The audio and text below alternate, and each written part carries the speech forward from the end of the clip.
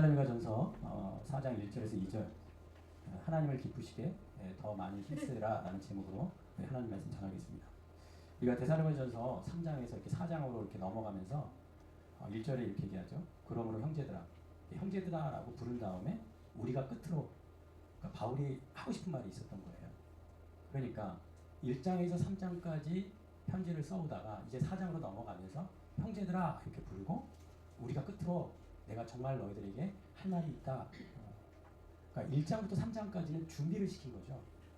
자, 1장에서 3장까지 우리가 읽으면서 느꼈던 게 뭐죠? 그 바울의 진정성, 바울의 열정, 그 바울의 사랑, 그리고 바울이 보여줬던 모범.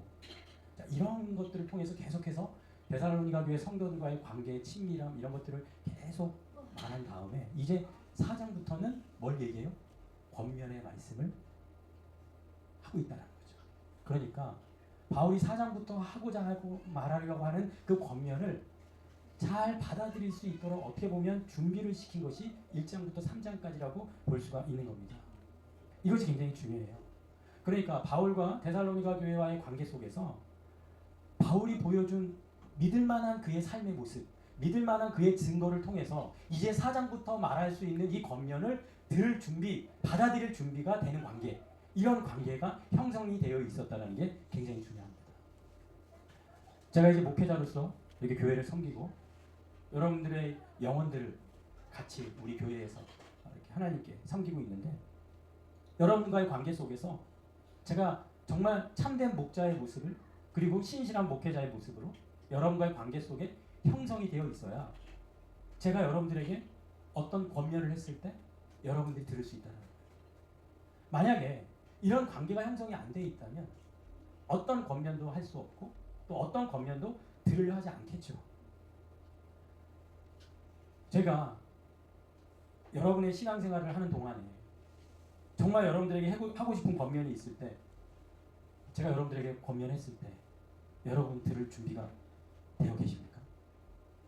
그런 관계가 형성이 돼야 진정한 교회의 참된 목자와 성도의 관계 속에서 교회를 세워나갈 수 있다는 것입니다.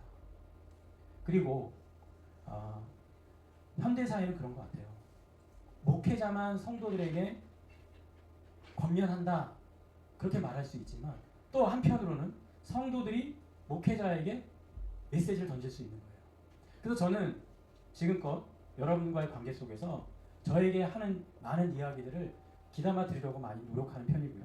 또 그것이 옳다 싶으면 제가 잘못한 것이 있으면 인정하고 그렇게 낮아진 모습으로 섬기려고 힘쓰고 있는데 그것은 참 쉬운 일은 아닌 것 같습니다. 그리고 제가 여러분들에게 정말 권면할 수 있는 그런 관계 형성이 됐다라고 확신할 수 있는 그런 믿음의 관계, 하나님 주시는 그런 관계가 꼭 이루어지길 간절히 원합니다. 바울은 데살로니가 교회에 필요한 것을 이제 말할 건데 그냥 말하는 게 아니에요. 3장 10절에 우리가 데살로니가 살폈지만은 주야로 심히 간구하고, 그러니까 밤새 낮이나 밤이나 간절히 심히 간구하고 기도하면서, 그러니까 너희 얼굴을 보고 믿음이 부족한 거, 그러니까 뭔가 교회에 필요한데 보충해야 되고 채워야 되고 부족한 게 뭐냐? 매일 기도하면서 밤낮 기도하면서 그렇게 기도하면서 해야 될 말, 그렇게 기도했다라는 거예요. 뭐가 부족하고 뭘 채워야 되는지 항상 기도로 매달리면서 하나님 앞에 그것을 구했다고 말하고 있습니다. 그리고 바울은요, 기도를 통해 이미 하나님께 그것을 말했습니다. 그게 뭡니까? 3장 13절에 보면 이렇게 얘기해요. 거룩함에 흠이 없게. 이 거룩에 대해서 4장 9절부터 12절까지 바울이 말할 거예요. 권면할 거예요. 그리고 12절에 피차 사랑하고 모든 사람에게 사랑하라. 이 사랑은 이제 4장 9절에서 12절까지 사랑에 대해서 말할 겁니다. 거룩에 대해서 4장 3절에서 8절까지 말할 거고. 그러니까 바울은 구체적으로 권면할 내용을 미리 누구에게? 하나님께 기도로 아뢰고 하나님께 나아가서 기도한 다음에 그 기도한 것을 데살로니가 성도들에게 말하고 있다는 사실. 이것이 굉장히 중요합니다. 여러분들이 아내와 남편, 부모와 자녀 간에도 마찬가지예요. 어떤 권면이나 말을 할 때 먼저 뭐부터 해라? 기도부터 해라. 여러분, 기도 안 하고 내뱉은 말들, 기도 안 하고 내 생각대로 가르쳤던 말들이 오히려 비수가 되어 꽂히고 상처로 남고 그래서 관계가 어그러진 경우가 얼마나 많습니까? 우리의 모든 관계 속에 우리의 말 속에 기도가 앞서지길 축복합니다.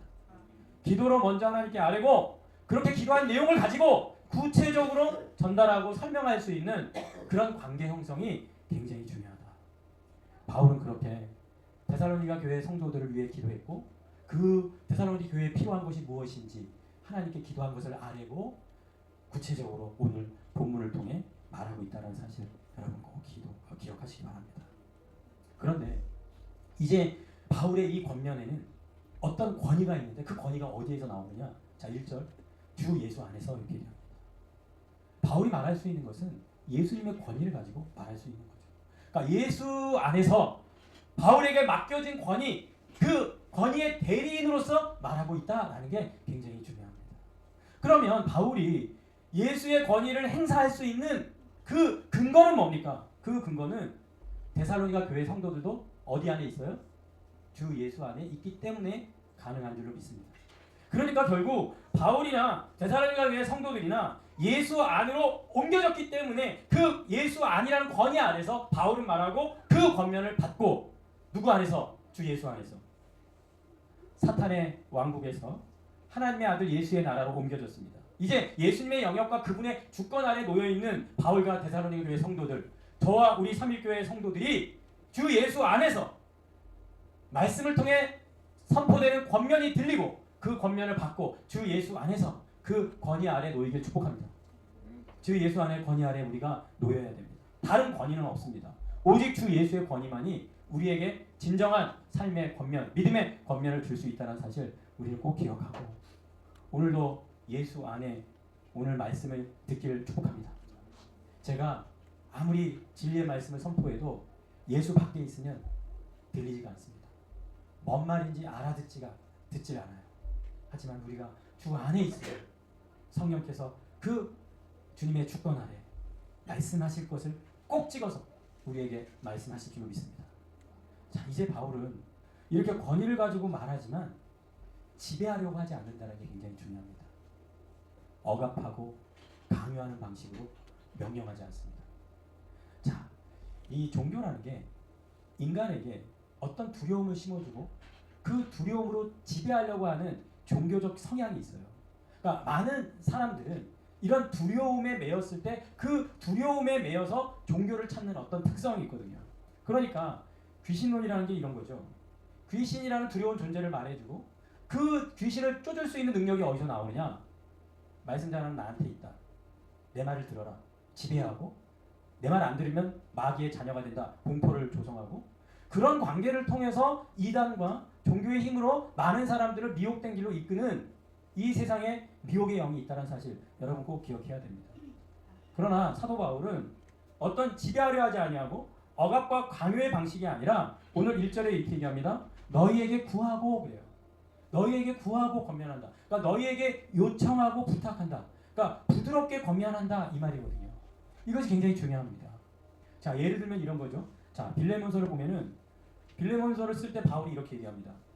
내가 그리스도 안에서 아주 담대하게 마땅히 할 일을 명할 수 있다. 내가 아주 강하게 담대하게 명령할 수 있지만 9절 도리어 사랑으로서 간구한다. 구한다. 부탁한다. 요청한다. 왜냐? 지금 예수 그리스도 안에서 내가 갇혀 있다. 내가 주 예수 안에 있다. 너도 이 편지를 받아보는 빌레몬도 예수 안에 있다. 그런데 10절 갇힌 중에 낳은 아들 오네시모. 그러니까 빌레몬은 노예 주인이거든요. 오네시모의 주인이에요. 근데 오네시모가 노예 시절에 도망쳤어요. 그런데 바울을 만나서 이 오네시모가 변화됐네요. 그러니까 그 빌레몬에게 도망친 오네시모를 뭐 하라는 거죠? 용납하라는 거 아닙니까? 근데 그거를 내가 지배하고 명령하는 것이 아니라 사랑으로서 너에게 부탁하고 요청한다. 이게 바울의 태도였다는 거예요. 이것이 굉장히 중요합니다. 명령하는 것이 아니라 요청하고 부탁하는 그 권면하는 자의 태도. 이 권면하는 자의 태도가 중요하다는 거예요. 우리는 많은 순간 아무리 좋은 말과 권위를 가지고 있다 할지라도 억압하고 강요하고 두려움을 조성하고 지배하려 하는 방식이 아니라 냉정하게 명령하는 방식이 아니라 따뜻하고 친근하게 그 말을 전하고 사랑으로 부탁하고 요청할 수 있는 그런 태도가 우리 안에 있기를 축복합니다. 우리는 예수의 권위로 말할 때 그 예수의 권위 자체가 권면을 받아들이게 하는 힘이라는 거, 그 확신이 우리 가운데 있기를 축복합니다. 왜냐하면요, 우리는 이미 예수 안에서 관계가 맺어져 있거든요. 그러니까 이 관계가 맺어져 있다는 확신 안에서 권면을 하는 거지, 그것에 벗어난 상태에서 권면하는 게 아니거든요. 그래서 어떻게든 교묘하게 움직이고 어떻게든 교묘하게 수작을 만들어서 이 사람을 조종하는 게 아니라, 우리가 이미 예수 안에 관계를 맺고 있기 때문에 예수 안에서 하는 권면이면 그 권면을 들을 줄로 믿습니다. 그 확신. 그러니까 사도 바울에게는 그런 확신이 있었고, 그래서 친근하고 부드럽게 관계 형성 속에서 권면하고 있다. 우리 이것을 꼭 기억을 해야 됩니다. 그래서 어떻게 보면 권면하는 내용이 얼마나 훌륭하냐, 좋으냐, 진리냐, 이 문제도 있지만, 권면하는 사람과 권면을 듣는 사람과의 그 관계 속에 주 예수 안에라는 끈끈한 사랑으로 관계 맺어져 있으니 더 먼저라는 사실이겠죠.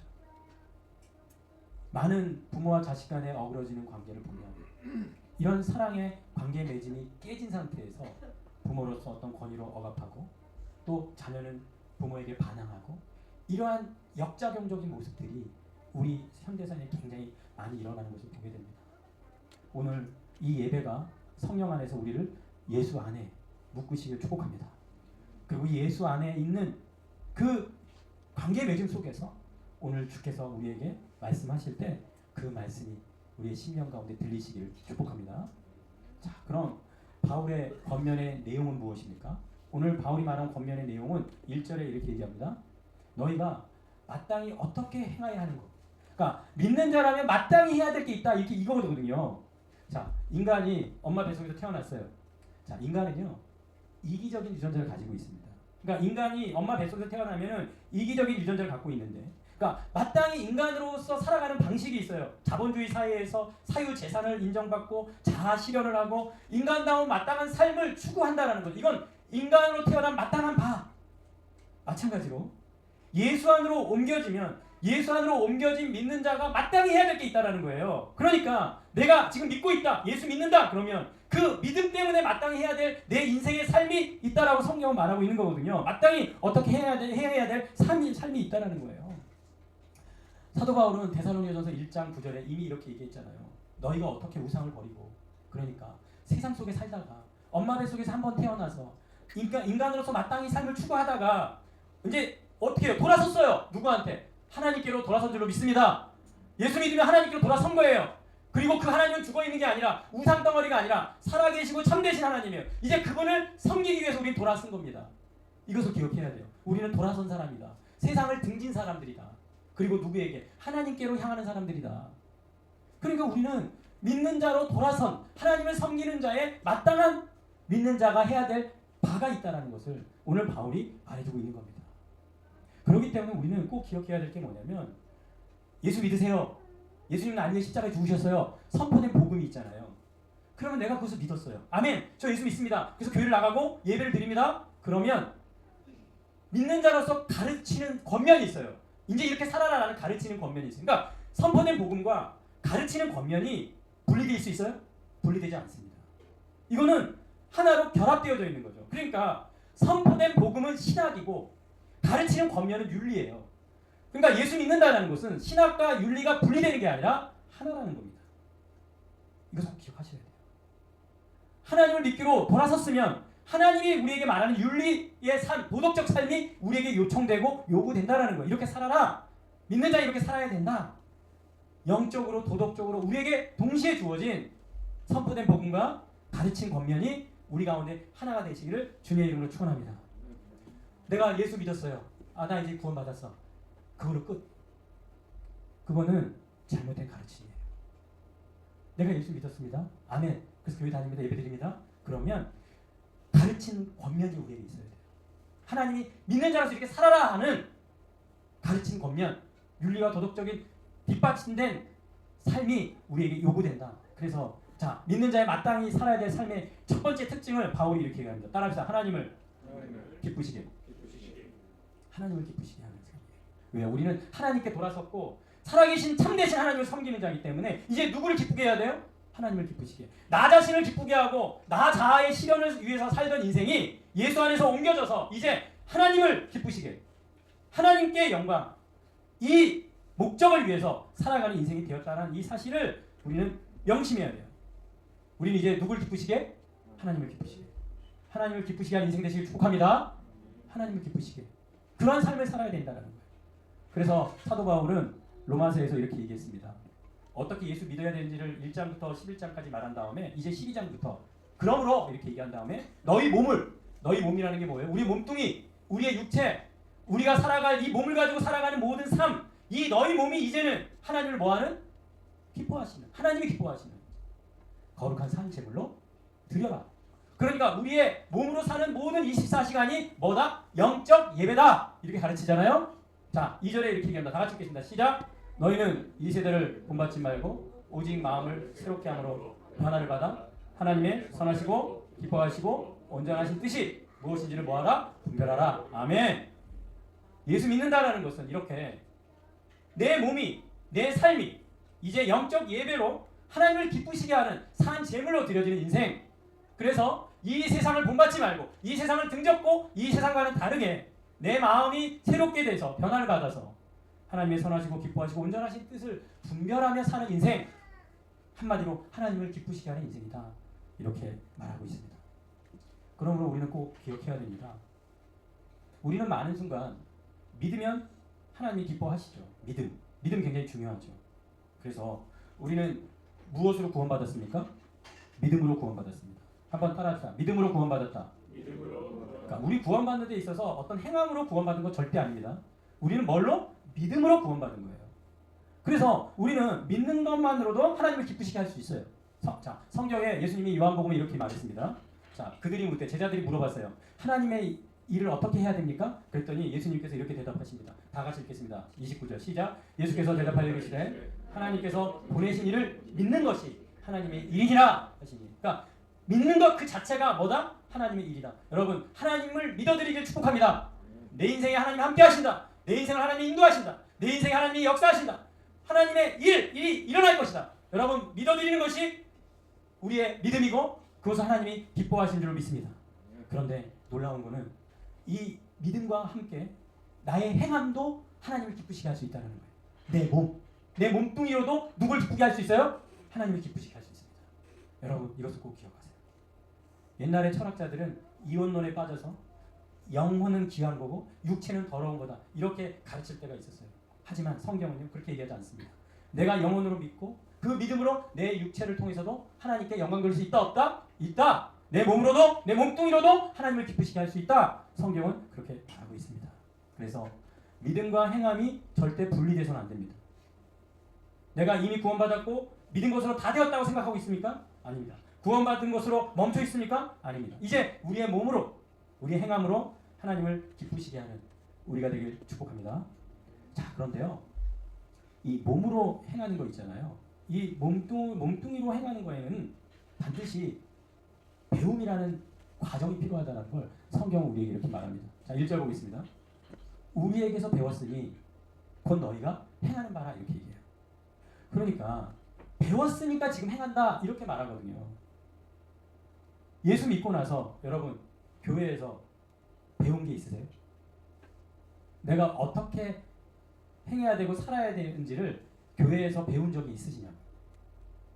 근데 그런 게 하나도 없이 그냥 내가 믿고 내가 알아서 내가 내 신앙 알아서 챙기겠다. 그게 아니라 교회의 권위와 말씀의 권위 아래서 내가 예수 믿고 뭐 해야 돼요? 배워야 되는 줄 믿습니다.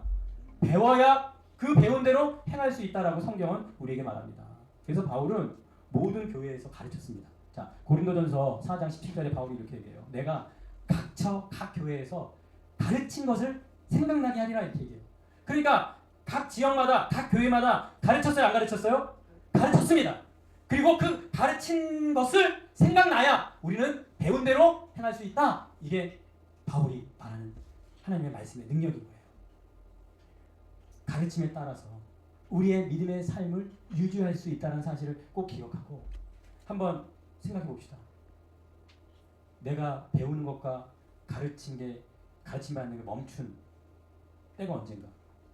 그리고 그렇게 배우고 가르침 받는 시간이 사라진 그 긴 세월을 그냥 방치하고 내버려 두고 나는 구원받았으니까, 나는 이미 구원받은 사람으로서 다 아니까 그렇게 멈춰 있고 정체되어 있는 신앙은 아니신지. 이 부분에 대해서 이제 제가 좀 우리 교회 청라 삼일교회를 섬기면서 좀 할 말이 없습니다.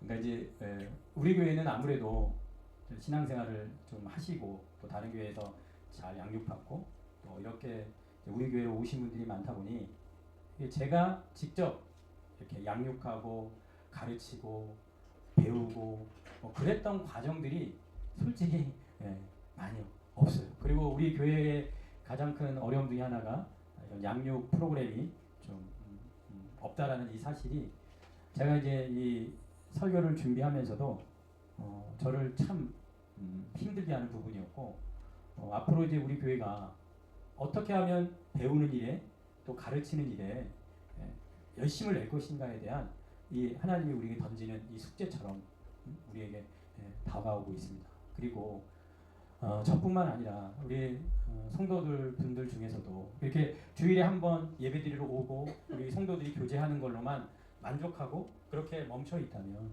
오늘 우리 교회가 정말 데살로니가 교회처럼 되기 위해서는 계속 배우고 그 배운 대로 가르친 바대로 행하는, 그래서 하나님을 기쁘시게 하는 게 도대체 우리 교회가 뭘 하는 거야, 뭘 배워야 돼, 뭘 가르쳐야 돼, 그러한 끊임없는 배움과 가르침을 통해서 하나님을 기쁘시게 할 수 있는 우리가 되길 주님의 이름으로 축원합니다. 그리고요, 오늘 바울이 얘기하고 있는 건 이거예요. 이미 배웠고 데살로니가 교회 너희들 행하고 있다. 지금 행하고 있지 않다라고 말하는 게 아니에요. 그렇죠? 오늘 성경은 데살로니가 교회를 향해서 바울이 이미 배웠고 배운 대로 행하고 있다, 안 한다? 행하고 있다. 그런데 바울이 권면하고 싶은 핵심은 뭐예요? 한번 따라합시다. 1절. 더욱 많이 힘쓰라. 더욱 많이 힘쓰라. 이걸 바울이 말하고 싶은 거예요. 우리에게 배웠고 너희가 지금 행하고 있다.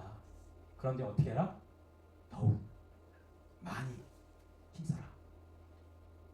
이 말을, 이 권면을 하고 싶은 겁니다.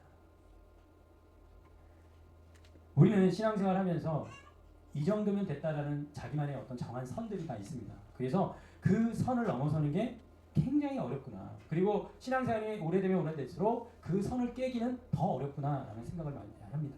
그래서 어떻게 보면 이제 막 예수 믿는 초신자들은 오히려 정해놓은 선이 없기 때문에 오히려 쭉쭉쭉 성장하는 걸 보게 되거든요. 그래서 예수 믿자마자 제대로 양육을 받으면 굉장히 신앙생활이 그냥 파워풀하게 쫙 성장하는 걸 보게 되는데, 근데 이 예수 믿는 게 오래되면 오래될수록 내가 정한 어떤 선에서 벗어나기가 굉장히 힘들어진다는 거예요. 그리고 그런 부분에 있어서 저도 익숙해지고 성도들도 익숙해지다 보면 우리는 여기서 그냥 멈춰 있는 거거든요.